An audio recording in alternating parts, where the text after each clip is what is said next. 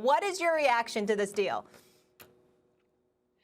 First of all, welcome to Major League Baseball, Steve Cohen. I mean, the owner for the Mets knew coming in saying that he wanted to spend money. This was his first challenge. I feel like this is his tentpole. This is what he is going to build this franchise that is now his off of. This mega deal. I mean, think of the biggest deal in Mets history up until this point was David Wright, 8 years, $138 million. We're talking $200 million more for one of the most dynamic players in all of baseball. Lindor, before he's done in this 10 years, could go down as one of the best Mets player ever. When you look at his numbers, his batting average, the Golden Gloves, all the things, the smile, the passion.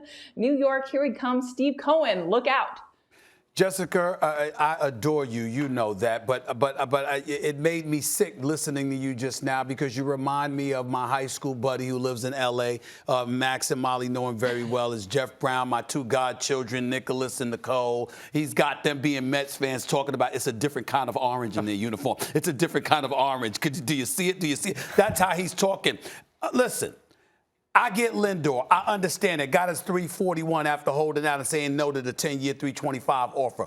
But are we really to believe in the New York Mets when you have to take into account defense has to be played? There has to be a rotation behind DeGrom. I mean, those are elements in baseball that actually contribute to winning. I know we're all excited in Queens, New York about those New York Mets, and it's limited there. Trust me. Ain't no Mets fan anywhere else in New York outside of Queens. Hey, but are we really supposed to be sold on that? I'm not saying the Mets.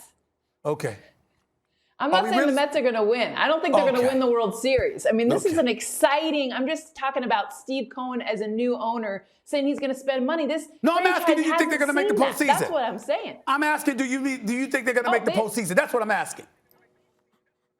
Yeah, I think they'll make the postseason. Absolutely. Wild card team. I think there's so many possibilities out there in the East. Yes.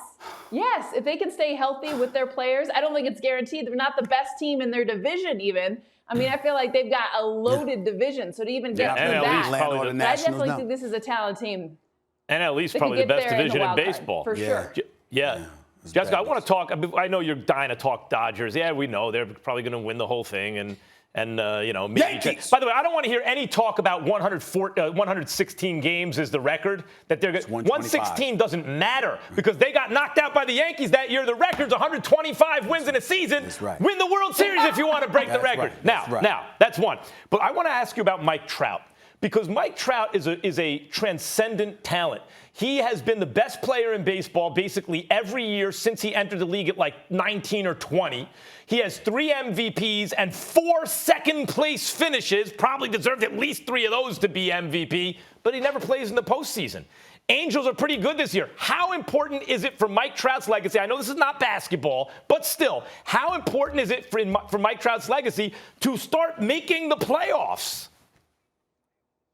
I mean, his legacy is going to be there no matter what. But I'm with you, Max. I mean, we've got to see this guy. Because if you think about overall legacy, like we're talking about everyone who doesn't watch baseball all the time, knowing Mike Trout like they know LeBron James, like they know so many, the Tom Brady's. That's who Mike Trout is. But because we don't see him past even, I mean, we're talking September 30th, one time we've seen him in his career. But if you're talking about overall legacy in Major League Baseball, I mean, this guy is going to go down as one of the greatest we've seen of this generation. It doesn't matter. But I've got the Angels to win the AL West. I know that that's kind of a controversial with the Astros and the A's, but I think they're a better team.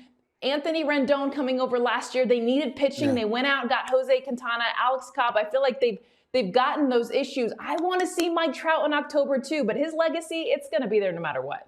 His legacy is going to be there no matter what, but if there's any kind of thing that holds him back, it's his fault. It's his decision because he wanted to stay there. And we can't knock him for wanting to stay in Southern California. You can't knock him for that at all. You know what he got to stay? I'm just saying, 400, but he would have got that from anybody, as you would say. But anyway, just anybody would have given Mike Trout the money. Yeah, but you have to wait. Jessica, let me get to my New York Yankees now, the real team in New York City.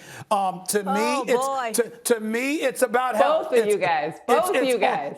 That's right, Jessica. It's all about health. Okay? Come on, Judge. I mean, is Cole going to get some help? Is other guys like Severino and others in that rotation, they're going to get healthy? Giancarlo Stanton, I mean, Aaron Judge, are they going to be healthy? That, to me, is really what it comes down to, their health. Is that the case with you with the New York Yankees, or is there something I'm missing?